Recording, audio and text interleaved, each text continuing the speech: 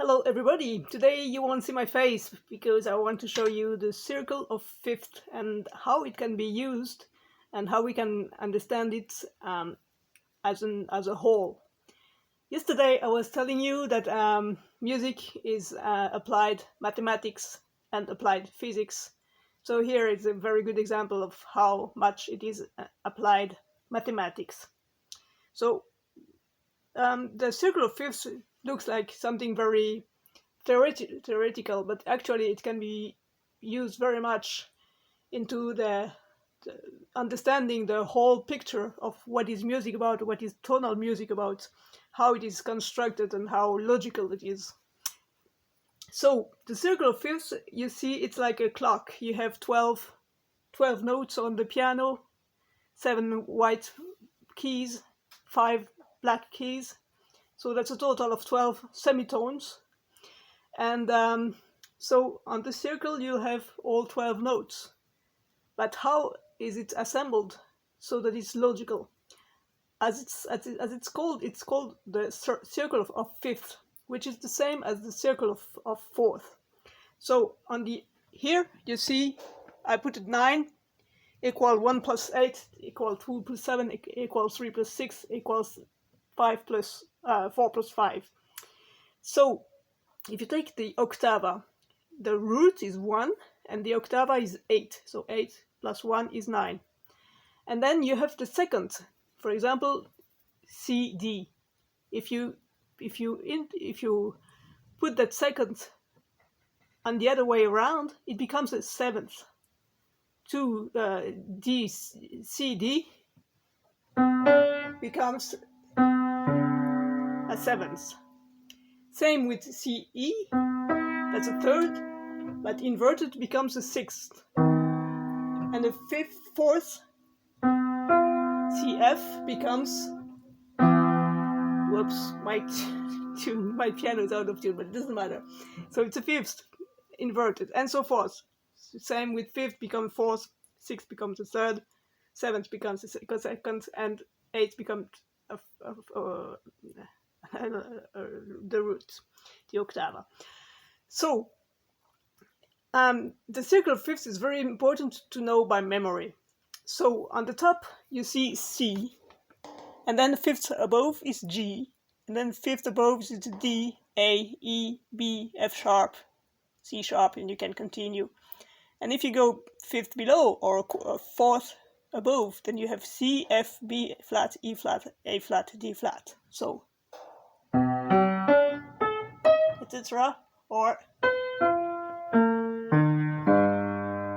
okay, so that's the circle of fifths. So how can you use it? Well, for knowing your scales and what is the tonalities, how many sharps or how many flats are in the tonality, that's very good to know, and because it's all logical. When you see C, there is nothing at the key, it's all white keys. On G there is one sharp, F sharp. On D there are two sharps, F sharps, C sharps. On A there are three sharps, F, C, D. It's always the same, F, C, G, for example, sorry, F, C, G, right? On E there are four sharps, F sharp, C sharp, G sharp, D sharp, etc. If you go the other way around, you get to flats. In C major you still have nothing, zero flats. In F you have one flat, B flat.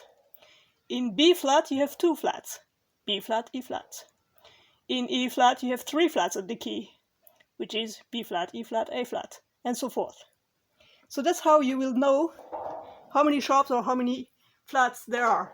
So C is at 0, G is at 1, so there is one sharp. D is at 2, so there are two sharps. A is at 3, so there are three sharps, and so forth. So C, G, D, A, E, B, F sharp. That's good to know by memory. And C, F, B flat, E flat, A flat, D flat, G flat as well. So in C there is nothing. In F there is one flat. C, F, B flat, that's the second position. That's a 10 there. So that's two flats.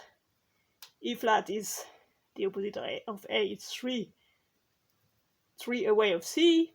So you have three flats and so forth.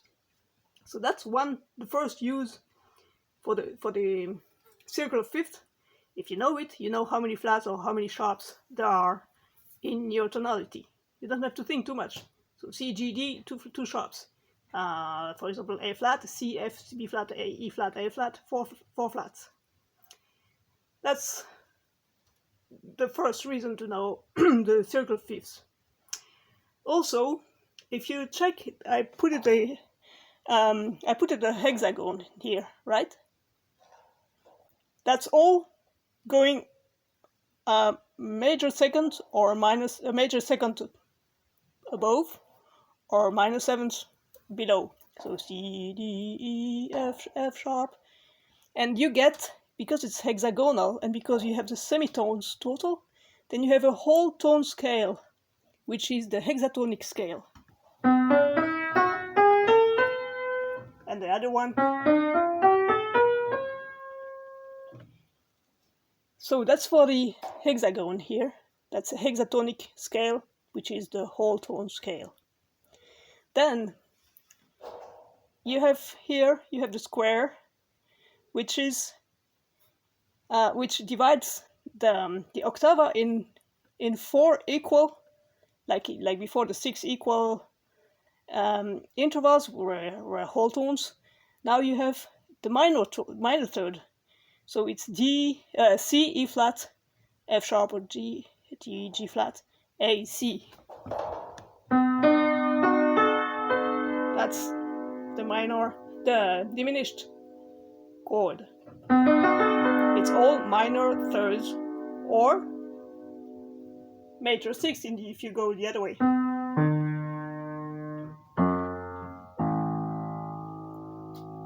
So that's for the square. Then you have the triangle, and it's all major thirds. And so you have 3 major thirds in an octava that divides the whole octava in 3 perfect equal intervals. And you get the augmented chord. C, E, F sharp. C. Where am I? C, E, A flat.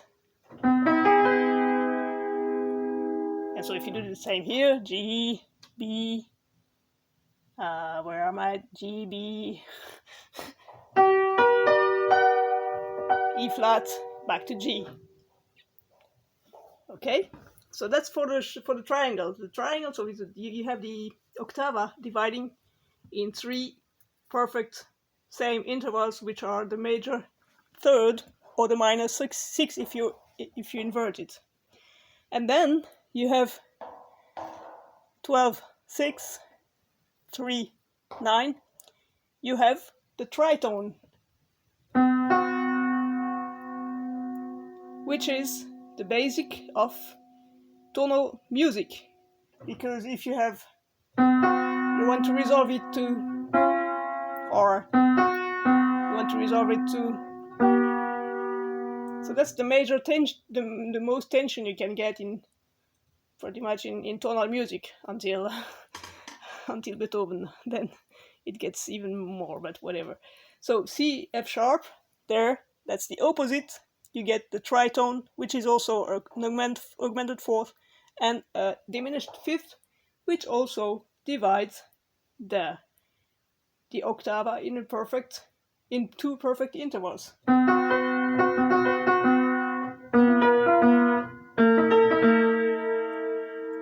Right? So there you are. That's about it for the circle of fifths. So that's the logical of circle of fifths. So if you like the contents of my video, please put a thumb up. Please forward the links to your friends so that my channel gets more audience, and subscribe to know when I post new videos and to get informed. And I'll see you on the next video. Thank you.